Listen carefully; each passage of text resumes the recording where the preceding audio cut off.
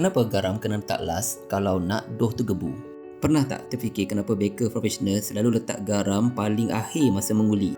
Bukan sebab terlupa, tapi ada sains di sebaliknya kalau korang nak dough yang betul-betul gebu dan elastik. Garam bersifat hygroscopic, maksudnya dia kuat menyerap air. Kalau kita letak garam awal sangat, garam akan curi air yang sepatutnya diserap oleh protein dalam tepung.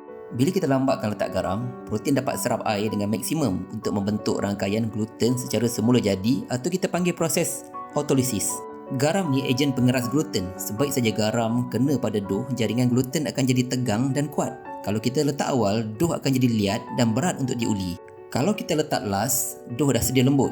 Jadi masa menguli jadi lebih pendek dan struktur roti tak akan jadi terlalu mampat. Garam juga adalah sistem brake kepada yeast. Dia mengawal yeast supaya tak bekerja terlalu rakus. Dengan teknik delay sort, kita bagi peluang yeast bernafas sekejap pada permulaan sebelum garam datang untuk menstabilkan struktur dough tadi.